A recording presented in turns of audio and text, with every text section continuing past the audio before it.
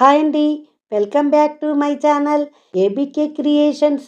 ఈరోజు వీడియోలో 2025 సంవత్సరంలో మహాకుంభమేళ ఏ రోజున ప్రారంభమయ్యింది, ఏ రోజుతో ముగుస్తుంది, అసలు కుంభమేళ అంటే ఏమిటి, మహాకుంభమేళ ఎన్ని సంవత్సరాలకు ఒకసారి వస్తుంది, దీని ప్రాముఖ్యత గురించి, కుంభమేళాలో స్నానమాచరించవలసిన ముఖ్యమైన తేదీల గురించి తెలుసుకుందాం.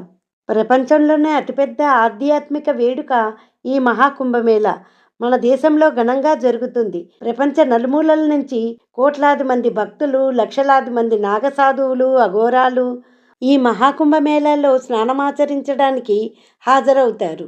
45 రోజుల పాటు ఈ పుణ్యభూమిపై జరిగే అతిపెద్ద పండుగ ప్రయాగరాజ్ మహాకుంభమేళ. ఉత్తరప్రదేశ్ రాష్ట్రంలోని ప్రయాగరాజ్లో గంగా, యమున, సరస్వతి నదులు కలిసే త్రివేణి సంగమం దగ్గర జనవరి 13 నుండి ఫిబ్రవరి 26వ తేదీ వరకు ఈ ఉత్సవాలు జరుగుతాయి. దక్షిణ భారత సంప్రదాయం ప్రకారం పుష్కరాలు ఎలా అయితే జరుపుకుంటామో ఉత్తర భారత సంప్రదాయంలో కుంభమేళాగా జరుపుతారు. సాధారణ కుంభమేళా ప్రతి 4 సంవత్సరాలకు ఒకసారి జరుగుతుంది. అర్ధ కుంభమేళా అనేది ప్రతి 6 సంవత్సరాలకు ఒకసారి హరిద్వార్ లేదా ప్రయాగ్రాజ్లో జరుగుతుంది. పూర్ణ కుంభమేళా అనేది 12 సంవత్సరాలకు ఒకసారి ప్రయాగ్రాజ్, హరిద్వార్, ఉజ్జయిని లేదా నాసిక్లలో ఎక్కడో ఒక చోట జరుగుతుంది. 12 కుంభమేళాలు పూర్తయిన తర్వాత 144 సంవత్సరాలకు ఒకసారి ప్రయాగ్రాజ్లో మహాకుంభమేళా జరుగుతుంది. ప్రస్తుతం జరిగేది ఈ మహాకుంభమేళానే. ఈ మహాకుంభమేళాలో అమృత స్నానాలు ఆచరించటం వలన తమ పాపాలు తొలగిపోయి మోక్షం ప్రాప్తిస్తుందని ప్రపంచం నలుమూలల నుంచి కోట్లాది జనం తరలి వస్తుంటారు. కుంభ అంటే కుండ అని అర్థం. దీనికి కలశం అనే అర్థం కూడా ఉంది. మేళా అంటే కూటమి, కలయిక లేక జాతర అని అర్థం. సూర్యుడు, బృహస్పతి గ్రహాల యొక్క స్థానాల ఆధారంగా ఈ వేడుకను జరుపుకోవటం జరుగుతుంది. సూర్యుడు, బృహస్పతి సింహరాశిలో ఉన్నప్పుడు ఈ కుంభమేళాను నాసిక్లోని త్రయంబకేశ్వర్లోను, సూర్యుడు మేషరాశిలో ఉన్నప్పుడు హరిద్వార్లోను, బృహస్పతి వృషభ రాశిలో, సూర్యుడు మకర రాశిలో ఉన్నప్పుడు కుంభమేళాను ప్రయాగ్లోను, బృహస్పతి సూర్యుడు వృశ్చిక రాశిలో ఉన్నప్పుడు ఉజ్జయినిలోనూ నిర్వహించడం జరుగుతుంది.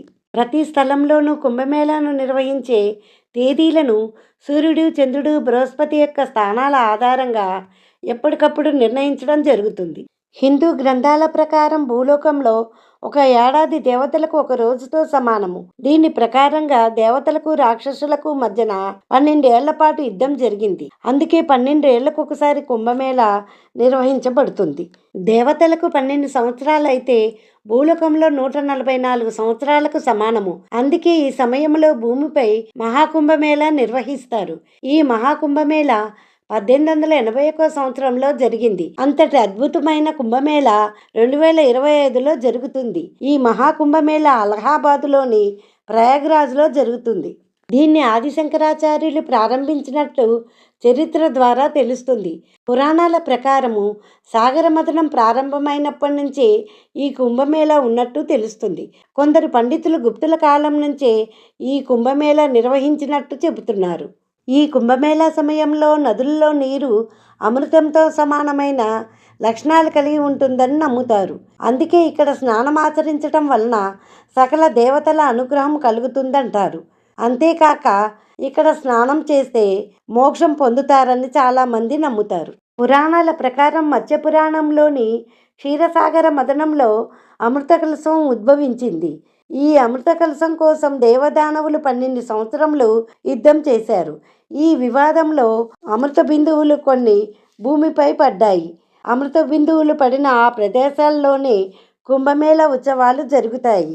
అవి ఉత్తరప్రదేశ్లోని ప్రయాగరాజ్, ఉత్తరాఖండ్లోని హరిద్వార్, మధ్యప్రదేశ్లోని ఉజ్జయిని, మహారాష్ట్రలోని నాసిక్లో 4 ప్రదేశాల్లో మాత్రమే ఈ కుంభమేళా జరుగుతుంది.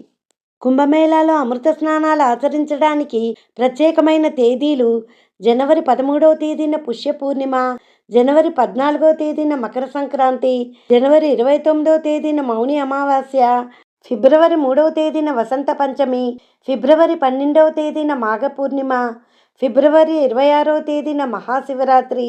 ఈ తేదీలలో అమృత స్నానాలు చేస్తే ఎక్కువ పుణ్యం లభిస్తుందని భక్తుల నమ్మకం.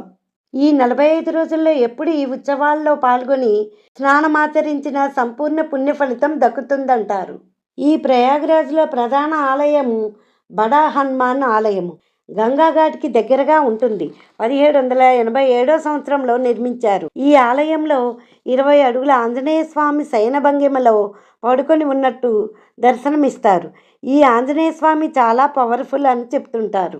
అంతేకాక ప్రయాగరాజ్ క్షేత్రంలో దర్శించదగిన ఆలయాలు అనేకము. 12 మాధవ ఆలయాలు, జ్యోతిర్లింగ ప్రాంగణము, మాధవేశ్వరి అష్టాదశ శక్తిపీఠము, అడుగడుగున ఆలయాలతో దర్శనమిచ్చే పుణ్యనగరమే ఈ ప్రయాగ్రాజ్.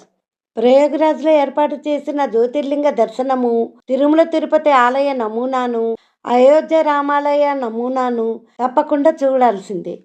2013 సంవత్సరంలో కుంభమేళాలో ఒకే రోజు తరలి వచ్చిన 3 కోట్ల మంది భక్తులు త్రిశూలాలు పట్టుకొని శివనామస్మరణ చేసే నాగసాధువులను చూడడానికి అనేక దేశాల నుంచి తరలి వచ్చే పర్యాటకులు, లక్షల మంది భక్తులు గంగా, యమున, సరస్వతి నదులు ప్రవహించే త్రివేణి సంగమానికి చేరుకొని పవిత్ర స్నానాలు చేస్తున్నారు. భక్తుల పూజలతో ఈ ప్రాంతమంతా దేదీప్యమానంగా వెలుగొందుతుంది. తొలి రోజు దాదాపు 1,65,00,000 మంది భక్తులు నదీ స్నానాలు చేసినట్టు ఉత్తరప్రదేశ్ ప్రభుత్వం వెల్లడించింది. 4 రోజుల్లో 7 కోట్లకు పైగా భక్తులు పవిత్ర స్నానాలు ఆచరించారు. ఈసారి 40 కోట్ల మంది భక్తులు వస్తారని అంచనా. ఈ మహాకుంభమేళాకు అటు కేంద్రము, ఇటు ఉత్తరప్రదేశ్ రాష్ట్ర ప్రభుత్వము అనేక ముందస్తు చర్యలు చేపట్టారు. భక్తులకు ఎలాంటి ఇబ్బంది కలగకుండా ఏర్పాట్లు చేశారు. ప్రత్యేక వసతి గృహాలు ఏర్పాటు చేశారు. అఘోరాలకు, నాగసాధువులకు ప్రత్యేకమైన ఏర్పాట్లు చేశారు. సాధు సంతులతో కలకలలాడుతున్న శిబిరాలు, మహిళల కోసం కూడా ప్రత్యేకమైన ఏర్పాట్లు చేశారు. 400 కిలోమీటర్ల మేర తాత్కాలిక రోడ్లు ఏర్పాటు చేశారు. తెలుగు, ఇంగ్లీషు, హిందీ ప్రాంతీయ భాషలతో కూడిన 800 బోర్డులు ఏర్పాటు చేశారు. తాత్కాలిక వసతి కల్పించేందుకు వేలాది టెంట్లు, షెల్టర్లతో మహాకుంభనగర్ ఏర్పాటు చేశారు. కుంభమేళాలో స్నానం చేయటం వలన పాపాలు తొలగిపోయి మోక్షం లభిస్తుందని, అంతేకాక మన పూర్వీకులకు విముక్తి లభిస్తుందని నమ్ముతారు. ఈ వీడియో కనుక నచ్చినట్లయితే లైక్ చేసి షేర్ చేయండి. మరిన్ని ఇంట్రెస్టింగ్ వీడియోస్ కోసం మా ఛానల్ సబ్స్క్రైబ్ చేసుకోండి.